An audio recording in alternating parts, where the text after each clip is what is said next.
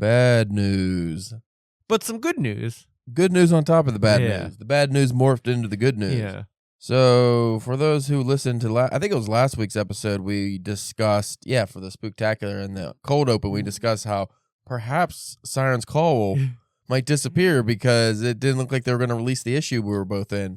Well, at that point, we didn't, maybe that'd be late or something like, we were just like, it's odd that we didn't hear anything from them, and then October was almost over. Yeah, I mentioned that they said their server was down or something. I don't know. Well, they are gone. Yeah. They shut their doors. Yeah, which has surprised me that they just decided to just completely... I got some inside details on what happened, and it is more of a personal thing. Oh, okay. So apparently the people who run that, or one of the people who run that, they had some issues that arose that I would imagine from the sounds of it, doing a free, easy was not on the top priority.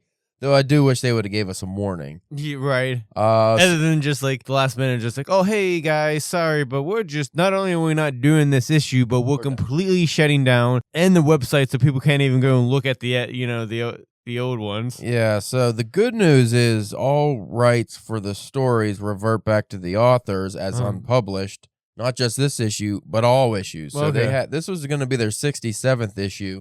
And since they shut down, unless you which I did, downloaded the issues we were in previous, it just doesn't exist. Mm-hmm. So if you were published previous, you have the rights to your story, which I think they give you the rights anyway. Yeah. But now it doesn't show up as a publication anymore. So I don't think you would have to say it's a reprint at this point. I don't know exactly how that would work, which is a little awkward for me because I actually got one of my stories accepted from the first Sirens I was in as a reprint. Right. So now I don't know if I'm just like, hey, it's not a reprint anymore. You don't have to mention it. Yeah. Well, now technically it is, but we'll get there. Yeah. So that was a little disappointing. And like I said, everyone's stories in the past, it just doesn't exist anymore online, which is why I've stated many times now, I'm aiming mainly, if I can, unless it's pay, only print. Right. Like I just don't want for this exact reasons, which was funny enough, someone on the DPW Twitter who was a friend of the show and a writer previously when we had the website up, their first publication was us. Mm-hmm.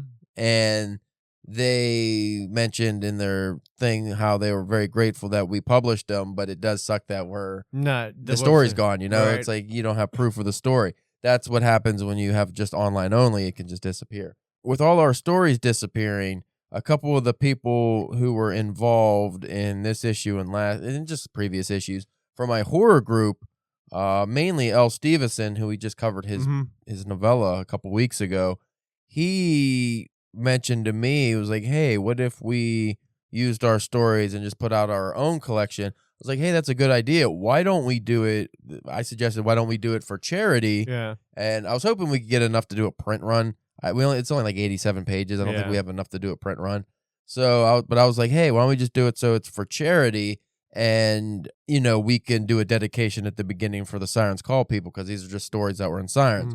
If we knew more people in it, we could have probably got a big book out. Probably, yeah. Be like, hey. And it was very, like, put together. Like, it was very quickly put together, too. I mean, it helped because all the stories were already edited by the Sirens team. You didn't have to do anything, just slap them together.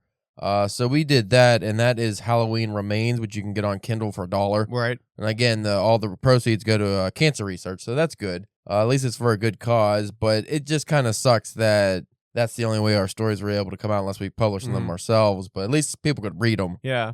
And, I mean, no offense to the Sirens people, but since they publish so many stories and poems in each issue, it's easy to get lost. Yeah, it's actually easier if people, even if it was only like a couple dozen people bought this, which people showed interest. It's actually trending in the top 10 UK horror anthologies. I think I saw him post something and it was like number 9 now. Yeah, so... Which that really surprised me. Yeah, so as fucked up as it is to say, we're actually probably going to get a lot more eyes on our stories than we would have been in the 35,000 plus readership of Sirens. Because who's reading the whole thing? Right. And the cool thing, too, is that people who are a fan of the podcast and stuff, not only... do we each have 2 stories in it, but another recent guest, A.D. Jones, has 2 stories in it as well. Yeah, and he's the opening story, I think. Yeah. I'm second, you're third. Yeah, and so like we got like the first chunk of the book there. Yeah, so that's pretty cool. And L. Stevenson, I think he said he was in there like 11 times or something. Oh, wow. And so he has a bunch, but he didn't want to take up like most of the book. Probably just some of the newer stuff, I'd imagine. Yeah, and he also said that he was using, I think, all those stories in something he's working on anyway, or maybe he's doing his own collection. Yeah, so he didn't want to just put them all in there. So he put a couple, but the main problem was it turned out, which he said he suspected, was a lot of the people that were in Sirens that are in our group actually had poetry submitted that doesn't fill out a lot of pages. No. And even so, my longest story was what, 3 pages or something? Yeah, I didn't say I didn't have my one. Both of our my other one and your 2 were just flash, like they're short. So it's like, it's kind of, the fact we got 87 pages is kind of, amazing there. But I'm excited at least the stories got to come out pretty much on time, because now we should definitely see if we could try to get a hold of him to have him come on. Yeah. Not only to talk about his work, but now we have like this thing too we could also talk about. I mean, I should do that because the Violent Advents is coming out next month too. Okay. That he's the one who's editing that, putting that together. So I'm real excited for that, because I think that one's going to get a lot of reviews because people seem really, really enthused. And there's a shitload of good writers in there. I just need to get some reviews on my stories. And also the final bit of good news is my beautiful Darkness Volume 3 copy came in yesterday. And it's nice. It is very nice. Yeah, it's a thick boy. It's girthy. I'm second to the last story, which is, I don't know if that's good or not on the closeout story, but since it's such a big book, yeah, I'm not sure how I feel about that. I think they went by submission times. Man. Because I was like, I was submitted, I think the last day or something, like pretty close to the last day.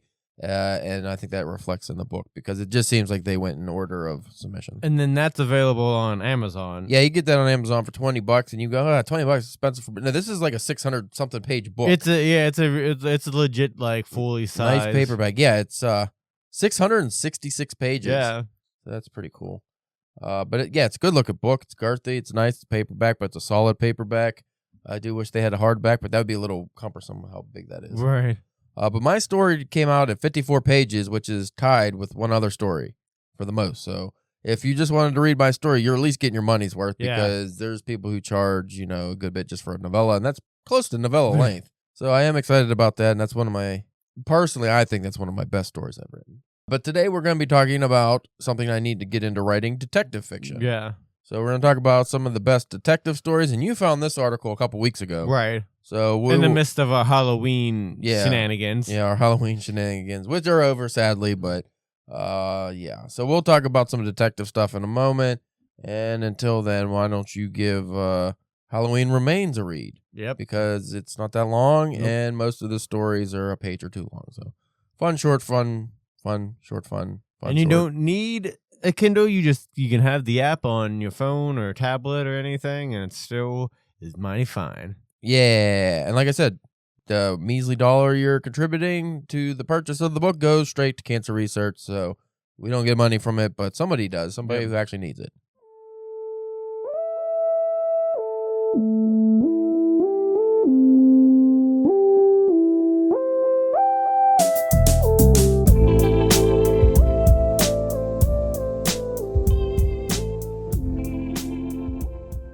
You are listening to the Drunken Pen Writing Podcast. I'm your host, Caleb James. With me, as always, Spencer, the Greenbow Gramophone Gremlin Church.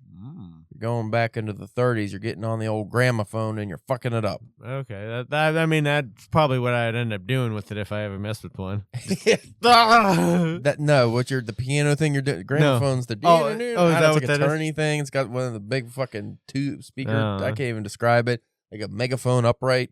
Sounds come out of it. My baby Shelly was sitting on a tree stump, and I came over and showed her my pecker. Don't do that to Shelly. Today we're talking about 20 great detective novels worth investigating, and this is from Forbes. So this is a legit website, so I'm sure it's very well written. Uh-huh. Also, I can't pronounce the contributor's name. Sugen Yongo. Whoa. It's the one to put this list together. So Sugen Yongo is this is probably their opinion. I'm gonna say there because I don't know what Sugen is. Is it a man? Is it a woman? Is it they, them? Yeah. It's hard to say these days. We're going into November with a better attitude, Spencer. Are we? No, because by the day this episode drops, we're going to be voting for a new president. It's going to be fucking awful. So no, I didn't even think of that. Probably not going to get any listeners to this episode because it's dropping on election day. Vote Ralph Nader. Maybe we should put it the day before, because the day of and then probably the day after. Yeah. I'm voting Walter Mondale. So detective fiction, Spencer. I feel like I'm having a stroke. Detective fiction is a creative subgenre of crime. We know what detective fiction is. Sherlock Holmes. Let's just say that. You know, some Agatha Christie stuff. Like, you solving mysteries is what you're doing. Granted, they probably had a word count they had to fill out for the article, but yeah. This is slightly different from crime noir and hard-boiled crime. The main difference between those, I would surmise, is some grittiness. Right. And atmosphere. So I would think this probably just takes in all that if it's just detective fiction. Detective fiction would be the broader genre, I would say. Whereas noir and hard-boiled and all that stuff goes, one genre below. That or even just like the book that I just finished, My Darkest Prayer by A.S. Cosby. It's like a Southern crime. Southern crime. Yeah, there's Southern crime, there's gothic crime, there's horror crime. There's a whole bunch of subgenre of... I'm sure there's comedy crime. Yeah. Sopranos, mob crime's that's a popular one. I like mob stories. So what would you before we get into just like crime, what would you say would just consist of just like if you just wanted to like label it underneath crime? Or do you believe that there's even such a thing that you have to have like a sub, Intellectual rigor. That's the word I read right here. that's what it curtails. Curtail's the right word? I don't think so. Cartel? No, that's not right. Cartel is that's not it. It does deal with crime, though. I don't know. We're off the rails already. I'm not reading this 5-page introduction, but Edgar Allan Poe's Murder in the Rue Morgue is cited as the first modern detective story, which I've mentioned numerous times on here. So I guess that's kind of where we're going, is in that vein. But like I said, Sherlock Holmes, people know. I don't think we got to describe what the detective genre is. We're just going to go into the top detective books. So Forbes doesn't sue me. They seem like they'd be... Oh, yeah. They bought that money. Very litigious. So whether you're a reader drawn to the morally complex world of hard-boiled crime books or enjoy them, it's going to be everything. Whodunits is another one. I think that's more Agatha Christie. Hercule Poirot.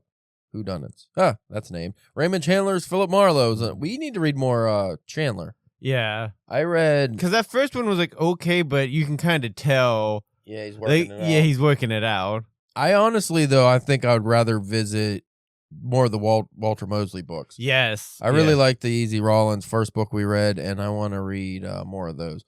So maybe we'll start peppering, because those are fucking fast reads. So I think we should start peppering in maybe like 3 of those a year. Yeah. I mean, it seems doable. You can read those in a week. I just want to get to the list, Spencer. You know who's number 20 on this list? As you so astutely pointed out, that this list does it right. Yeah. It goes 20-1. 20-1. Worst to best. Not worst, but on the list. Right. I'm just happy it has numbers regardless. A lot of lists don't have fucking numbers. How's that a list with no numbers? Descending numbers is, that's what Spencer likes. I did my channel die? I don't like that. I just flicked the knob and the channel comes back. It didn't even look like you moved it. It just looked like you pressed down on it. Yeah, there's some circuitry that's not working well. We never jostled or moved this thing, by the way. It's never fallen. It's never really moved. I spray it out from time to time with the dust sprayer, but... No, like once, like back in the day when we first got it, didn't like Nitro bump into it a couple times because it was like where it was or something? Like, I don't think this thing's ever... If it took a tumble, all the knobs would explode off. Like, this thing is... I'm fucking like... I can't hear myself. It's another reason why I'm kind of just don't want guest on for a while, because... Until we get it figured out. Yeah, I might just tell everybody, like, listen, our equipment has shit the bed beyond repair. See, your numbers went up. Actually, I got louder when I hit your knob. Yeah. That's bizarre. Oh, well. See, the edits, I'm able to fix it, but I still don't think it sounds as good as it used to. Not that anybody really cares. Maybe I feel like all those people in China that have been downloading us don't care. Yeah, right. Oh, hey, you want?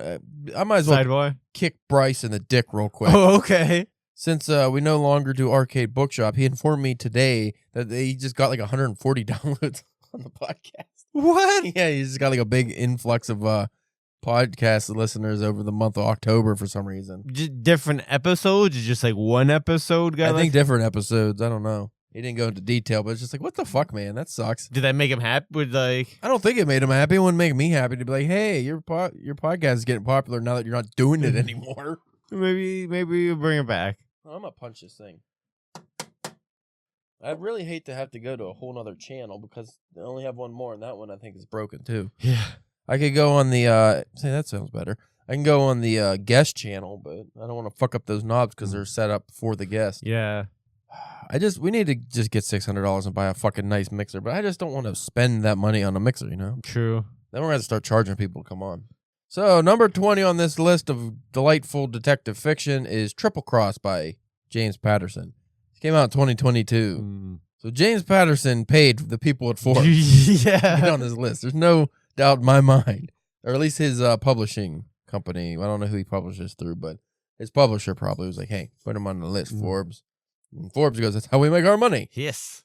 James Patterson's Triple Cross brings back Alex Cross, one of the most celebrated detectives in modern fiction. I never heard of Alex Cross. There was those couple Morgan Freeman movies they did back, like, I think it was like the early 2000s. Was he Alex Cross? Yeah. Interesting. This time, Cross faces a ruthless killer who films his grisly crimes for the world to see and manages to stay one step ahead of Cross. As usual, Patterson uses his fast-paced plots and shocking plot twists to keep readers glued to the page with a nail-biting, high-stakes cat-and-mouse game. His plots or somebody else's plots? I was going to say, his plots are his actual writer's plots, and he just puts his name on it.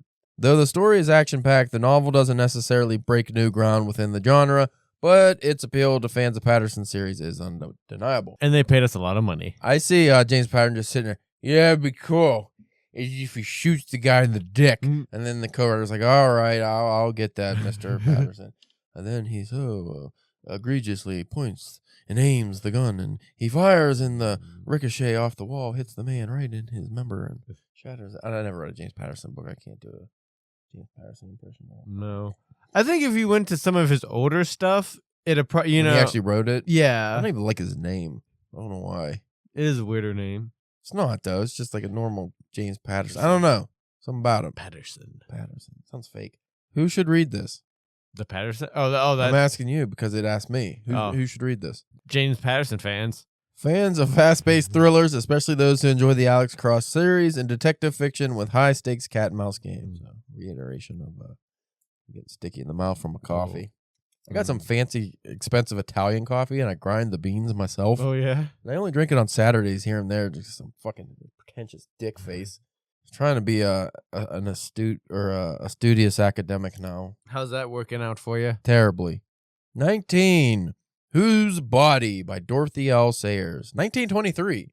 So we're all over the gamut. We just dropped back 99 years. Or wait, 101 years. We dropped back 101 years. Why was 1923 so far away now?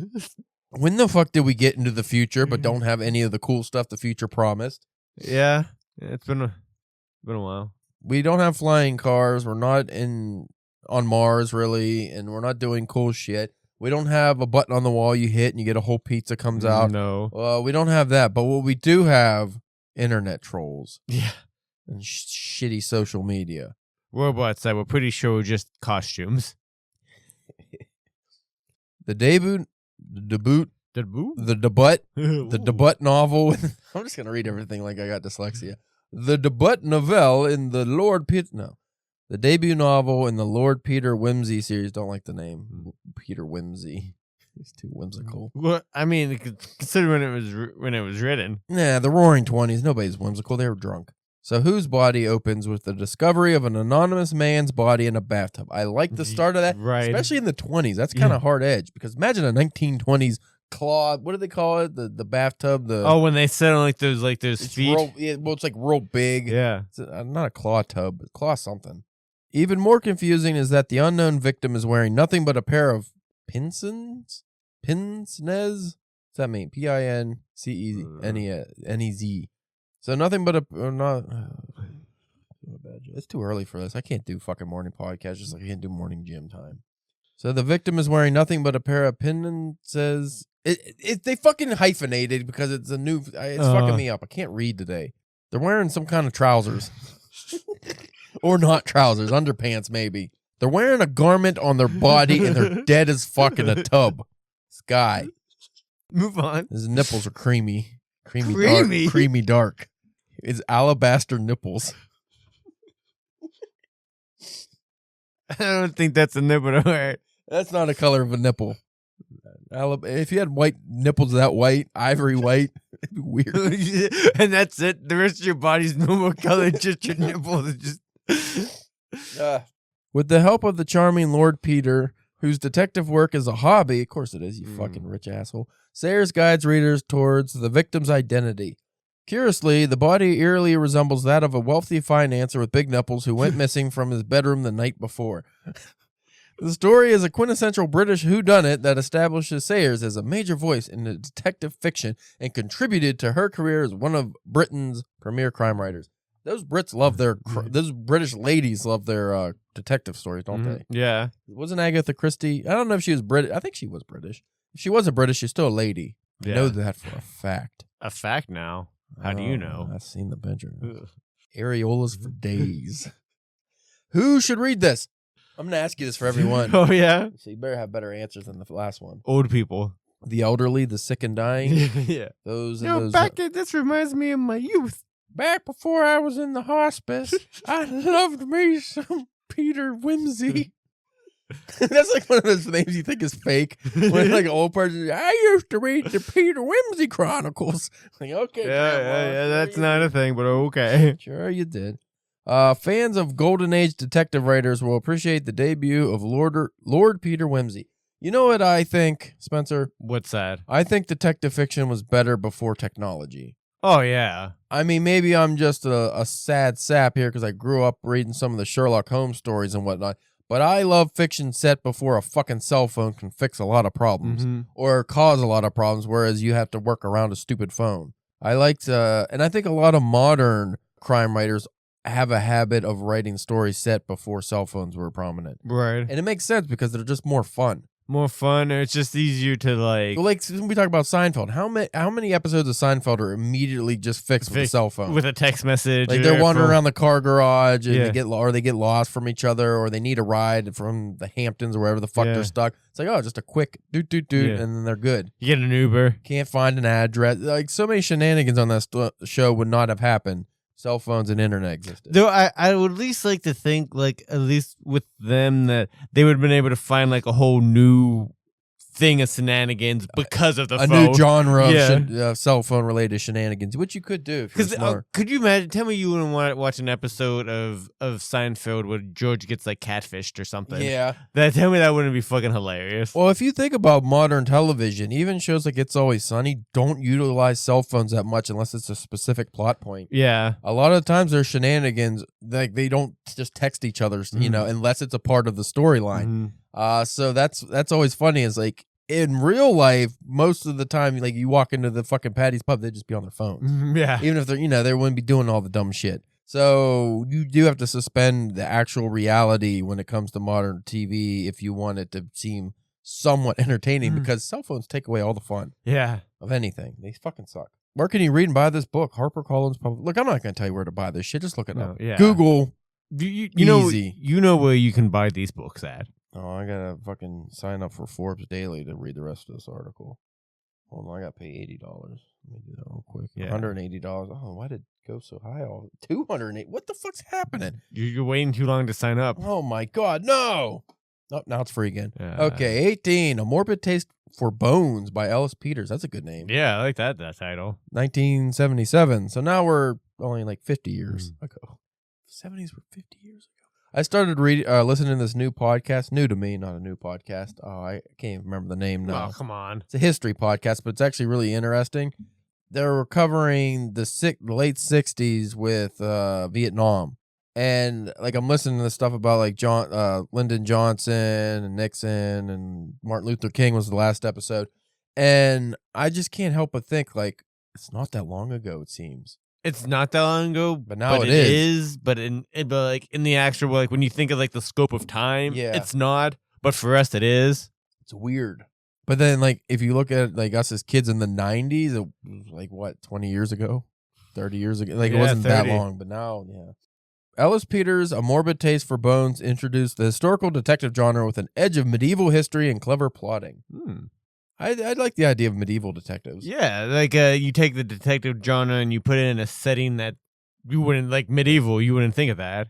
Since I'm a constant digressor today, what do you think about I think it's called the Tiffany problem?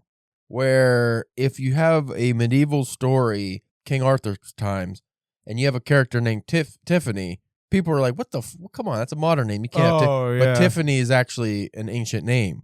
So it's a time period fitting name, but when we hear it, it takes us out of the story because it doesn't seem like it should be. Well, that was like one problem I had with Game of Thrones is because there'd be like, there's Aragorn and Escagor and blah blah blah, blah and then there's Jon Snow, and it's just like it's weird to me. Like even if it's time appropriate, it does seem strange. It does seem strange. Like Peter introduces readers to an unlikely protagonist, Brother Cadfael, a 12th century monk with a perfect mind for solving mysteries. I like the idea of that. Yeah, a monk detective. Yeah, there was a show called Monk that was about Germ. The guy was he was a Germ yeah. Who was that? Tony Shalhoub. Yeah. And he name was Monk. Was a monk detective, but not an actual monk. No. When a murder occurs during an expedition to relocate a saint's corpse, Cadfael's knowledge of herbs and human anatomy help him get to the truth. All right, so set in medieval Shrewsbury, and it does have historical elements in it that are real, but also some fantastical nature of fiction. So who should read this? Game of Thrones fans. Fans of historical mysteries, particularly those with a love for medieval settings. So close. Yeah. 17, The Postman Always Rings Twice by James N. Cain, 1934. I've always heard this title. I'm going to say that one sounds familiar. I never looked into it, but it sounds like, does the postman ring twice? My postman doesn't ring at all. We took the wife's nephew trick-or-treating on Thursday for Halloween, and one thing stood out to me. When we were kids, we always had to ring the bell. Am I remembering that correctly? Did you always have to ring the bell? Ring the bell and knock on the door. There is none of that anymore, probably because so many diddlers and stuff. Like people just sit on their porches. Yeah, or in the yard. I have noticed that as because whenever I was driving home from the gym on Thursday, I noticed there was a lot. Well, I figured that also too because the weather was pretty nice around here on Halloween. So I figured that had something to do about it. But we had one house that the lights were on and we saw the inside door was open and we went up and it was like real creepy. Like, oh, do we ring? We rang the bell and the old guy came out because he's 107. And it was like, oh, there's your lollipop. And I'm like, thanks, buddy. You had 14 flights of stairs. Thanks for the lollipop. But anyway, I just thought it was weird because I never even thought of that. But yeah, when we were kids, it was always ring the bell. You never saw anybody. Every once in a while, somebody would be on the porch. Yeah, because you had to scream the trick or treat as they opened the door. They don't make the kids work for it. When I was like, you had to have a risk of ending up in somebody's basement when I was a kid to get that candy, and you took that risk. Yeah, because you didn't really have your parents with you that much. No, we just had a gang. It's a gang. Did you have a gang? I had a gang. I had a posse. I can't remember. I don't think it had like a big. Well, because like it probably would be like me and my brother, probably. Like you know, we were a charitable gang though. What we'd do is we'd beat up little kids and give them candy. Like we'd beat the shit. Like fuck you, beat them up and then throw candy at them. So they left better off than they were. You take this beating for this lollipop. Yeah. So the postman always rings twice. I'm going to have to really speed through this article now. Most readers can tell that a detective fiction storyline will be worth reading from the book. Okay. You know what? We can't keep going into this. So who should read this? Readers who enjoy hard-boiled crime fiction. I'm going to go to the top 10. Okay. So I will read the titles, but because it's fucking 30 minutes in. True, yeah. I don't want to. I got to edit this tomorrow. 16, In the Woods by Tana French. That's from 2007. 15, The Snowman by Joe Nesbo, 2007, and he has gotta be he's a Scandinavian noir story. I think that got turned into a movie or something. I think it did. 14, The Girl with the Dragon Tattoo by Stieg Larsson, 2005. No, you watched the movies, but you haven't read the books, right? Right. I watched the first movie. It was okay, I think. 13, The Silence of the Lambs by Thomas Harris. I didn't know that. I mean, I guess that's a crime. Yeah, that's cool. I didn't know that was a book. You didn't know Silence of the Lambs was a book? I don't know. Maybe I did. It's like a series of books because they're the red. I know at least there's Red Dragon, and then wasn't that like the first? Red Dragon was the first one, like where like Hannibal did his shit, and then Silence of the Lambs with I knew there was a book series. I didn't realize it was like out of the order from the movie. Like like they did the movies different. Ominous. What the fuck was that? A heater? Is it that thing? I'm going to turn it off, whatever it is. Regale the fans with the story about your childhood and most embarrassing memory. There was once a time in a basement. You were the kid who was at my house at Halloween. Yeah. Thought I recognized you. I was locked up there, too. Mr. Diddlefingers? Yes. Yeah. I just didn't notice you because of the mask. He was a cuddler. Number 12, The Black Dahlia by James Elroy, 1987. That's a real event, by the way. Number 11, The Name of the Rose by Umberto Eco, 1980. Now we're in the top 10. Number 10, Rebecca by Daphne du Maurier. Maurier. M-A-U-R-I-E-R. 1938. Getting worse. As we do these episodes, I get worse and worse, and somehow the fans don't seem to notice. I think my vocabulary has improved over the years, but my diction and my ability to speak has gotten way worse. My rapid thinking skills have declined to a point where I am borderline mentally challenged, and and somehow I've developed dyslexia just late in life. Just straddling on that line. Yeah. Okay. So Rebecca, I heard of this before, but I never read it. This book, I don't think I read anything on this list, actually. This book is often classified as gothic fiction. Interesting. But Daphne du Maurier's Rebecca has all the hallmarks of a can't-put-down-able detective story. Put-downable. I never read that as a hyphenated word. Not a can't-put-downable detective story. When the second Mrs. De Winter, who is initially self-conscious and insecure, discovers the truth about her secretive predecessor, she is drawn into a web of lies, jealousy, and danger. So this is more an atmospheric psychological tale, Spencer. But who should read this? Ladies. Readers who are fans of timeless classics with a strong sense of place and haunting plots. I do find ladies seem to enjoy the crime a lot, and they enjoy atmospheric stories like Frankenstein. In our horror group, our classic lit group, most of the fans of Frankenstein seem to be the lady folk. Yeah. And I wonder if it's the what it means to be human theme, or if it's the atmosphere. I suspect both. Yeah. Because, monster trying to connect, and, women got feelings or something. Oh, fuck. I got one feeling. Two feelings, hunger and anger. You used to have three. Gas isn't a feeling. No, I was gonna say horny, but as in your old age, that's when that one's starting to diminish a little bit. Yeah, you got the three H's: the horny, the hungry, and the hurt. The hurts, yeah, that's the main one. I hurt my balls yesterday at work, and I don't know. I thought I was done for. It's all right now, but I had a deep ache. Like, I don't even think it was in the gland itself. I think it was up in. Like I don't know what's up there, but it was up in like the bones. Your nut bones? Yeah. It felt bad. I lifted a keg over my head. I didn't have a choice, and after that, it just didn't feel right. Yeah, like a hernia or something? That's what I thought. I was like, oh, my guts must have went into my testes, but they weren't. I felt around. So I was in the middle of fucking somebody's kitchen in like a restaurant. I was sitting there feeling my nuts. Like everything, all three of them were there. I don't know.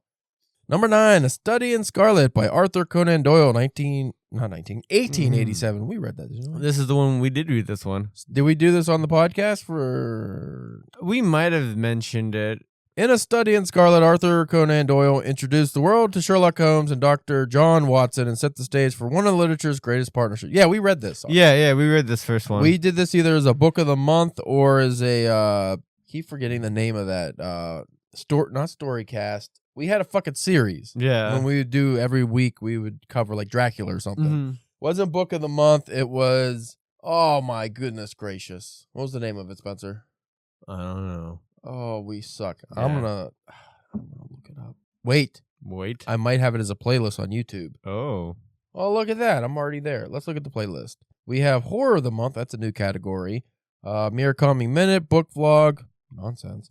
Bookcast. That's it. Bookcast was the series. So we should have a Bookcast episode on. Hey, wait a minute. I got the technology right here. Let me just look to see if that was an episode. So we did Conan, the Cimmerian, Dracula. We did as a series. Nope. We only did those two. So it must have been a book of the month. Yeah, because we only did the first story.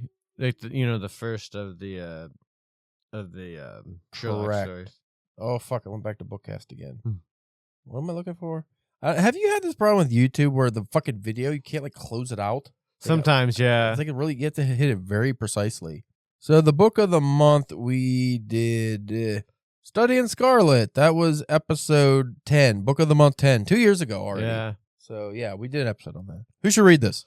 Fans of classic detective fiction and those who want to experience the origins of Sherlock Holmes. You're a fucking jackass. You're right. Yeah. Imagine that. That's a spot-on analysis there. Wow. I would have thought it was just people who like big pipes. Number 8, The Big Sleep by Raymond Chandler. Hey, it's another one we Yeah.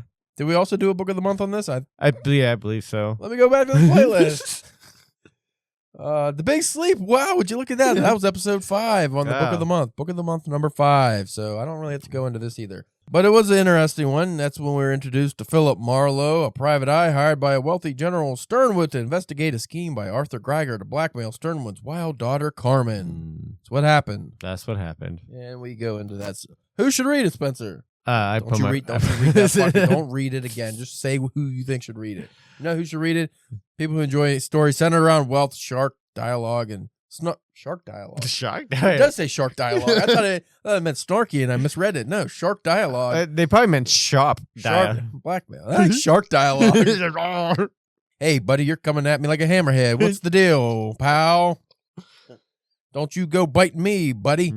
Number 7, The Murder of Roger Ackroyd by Agatha Christie. I almost read that as Dan Aykroyd. I'm like, oh, no.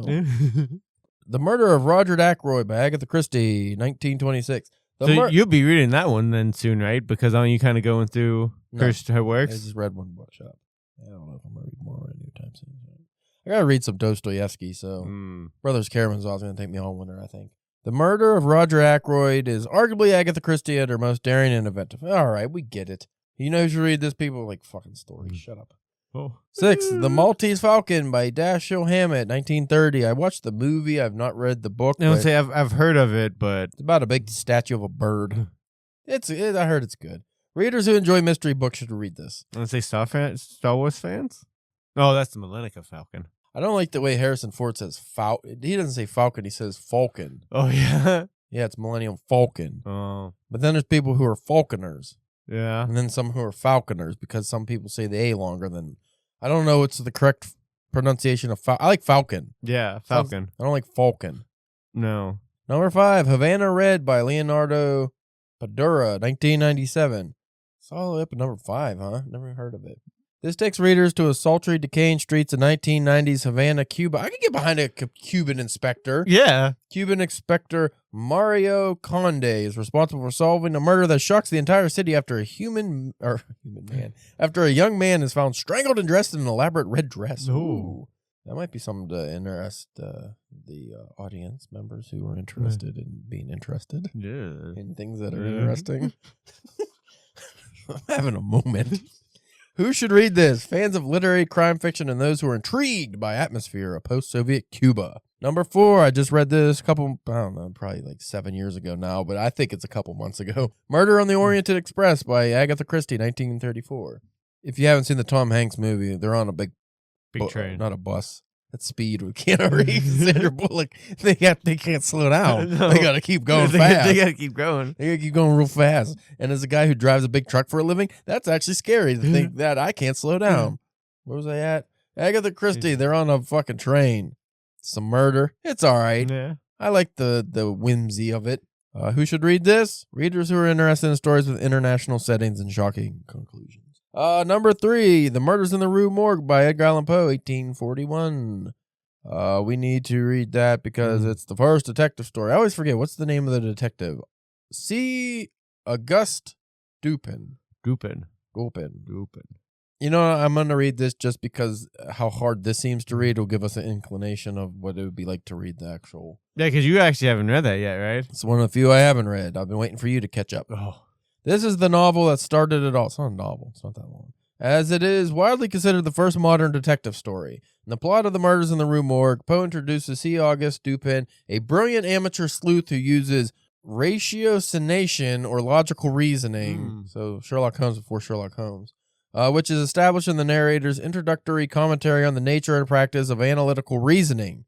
In the plot, Dupin attempts to solve the confusing and gruesome double murder of Madame L'Espagne, some French, and her daughter Camille, or it could be Spanish, I don't fucking know, who have been romance language of Latin origin. Spencer. Who have been found dead at their home in the Rue Morgue in Paris. So French. I should have just kept reading instead of fucking running my dumb mouth. The novel laid the groundwork for detective fiction and influenced everything from Sherlock Holmes to modern crime thrillers. Who should read it? People. Elaborate. Animals. That was not. You did the opposite. That was not elaborating. That was worse. Anyone who's curious about Furniture. now we're in inanimate objects. I don't think they can, unless it's Beauty and the Beast. I don't think they're reading too much. Anyone who is curious about the origins of detective fiction enjoys stories about logical deduction and complex mysteries. Speaking of deductions, if you were in the Beauty and the Beast mansion, Okay. you could be a pot, you could be a glass, you can be a fucking shelf. What if you're the guy that's turned into the commode? I was just going to say toilet, like you just the toilet. Yeah, and back then it wasn't like a nice flush toilet. No. So that sucks. Somebody shitting in your mouth every day, Bro. especially if he's a beast. Yeah. Can you do that in the yard? Yeah, you get so many hairballs too. But I was gonna say, like, Does he shit in the yard? with the rational thinking and stuff, could you imagine there being a time where it's like rational thinking? What a Concept. yeah, like could you imagine if somebody used reason to deduce something like Well, when you were back in a time where people were thinking they were dying because there were spirits in their blood, like there's bad spirits in my blood. Let's stick leeches on my neck. I'll feel better. My bones are haunted. Would he die of haunted bones? He fucking died of haunted bones. How do you know? Well, look at him. it's obvious. It's obvious. He's dead. He fucking died. Now let's fucking chop him up and bury him in 7 layers of rocks so he doesn't come back and eat our children. Because he's haunted in the bones. Imagine being the haunted bone guy. That sucks. Who's haunting his bones? I don't know. Somebody else we murdered. Probably one of them witches we burnt that turned out to be an innocent woman. But guess what? We didn't know they were innocent. And our plan was if they drown or burn to death, then they were innocent. If they're real witches, they'll fly away. That's fucking good. We're at 100% no witches. Like, none of them were witches. So we're living in a pretty safe town. And it's like, are we? Or are we actually murdering people on the streets? Because if we were safe, I don't think we'd be burning ladies at a fucking stake just because we think they're haunting our bones. I wouldn't mind dying of haunted bones. Number 2, The Complete Sherlock Holmes by Arthur Conan Doyle. That's weird that you'd put the one story and then yeah. the one story and then everything else. Yeah, I'll just leave that. That's self-explanatory. Who should read it? Sherlock Holmes fans? Readers who want to explore the full scope of Sherlock Holmes' adventures. I think they're running out of ideas. Number 1, Haunted Bones by James Patterson. Number 1, And Then There Were None by Agatha Christie, 1931. She got a lot on there. She was a mystery writer. Objectively, Christie has earned a reputation as the queen of crime. See? Yeah. Huh? Yeah. So it isn't surprising that she has made it to the list several times.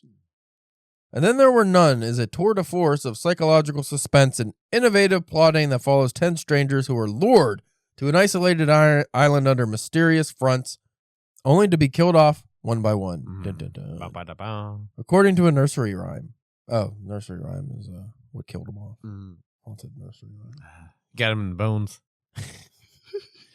No, he just had leukemia. The novel it weakens your bones. There wasn't the bones for haunted. That's what they thought back then. Instead of having haunted bones, they just actually had leukemia, and nobody knew. They just thought it was haunted bones. You got the soft haunted bones. The novel builds on an unbearable tension because, unlike other Christie books, there are no detectives, and all we have is the fear and suspicion that mounts among the guests. Christie's shocking resolution in this book redefined the mystery genre, making And Then There Were None not only a classic, but the ultimate blueprint for suspenseful, mind-bending whodunits. Who should read it? Readers who enjoy suspenseful mysteries and plots that have tension. All right, bottom line, read those books. Yes. Most of them seem pretty good or interesting. Yeah, I mean, most of them, other than James Patterson, I didn't see any on that list that were really anything I wouldn't suspect. Right. All right, so that was an episode about detective stories. Yep. I don't know what we're gonna do from here on out. Maybe an real episode, maybe a shit episode. I don't know. Probably a shit episode. Most likely. Maybe we'll do an episode on the worst diseases. Where do you rank haunted bones? So if you want to follow us, you could do so at DPW Podcast on Instagram, X, Facebook, and YouTube. Spencer's OnlyFans. He is the Greenwich Gerbil. No, the big weird machine music thing. The Greenbow gramophone, Gramophone. gremlin. Yeah. So you're just messing up gramophones. Yeah. With a mask on, I guess. Right. Because I'm a goblin. Yeah, I'd say you're a goblin. You're a gremlin. Gremlin, goblin. Gremlins like scratch things. Oh. Like they're on planes and stuff. You could also check out my publication history where I have a bunch of books for sale at calebjamesk.com. Not at, just calebjamesk.com. We thank you for listening. And if your bones are haunted, I don't know what to do for you. But check us next week and maybe we'll have a cure. Get new bones.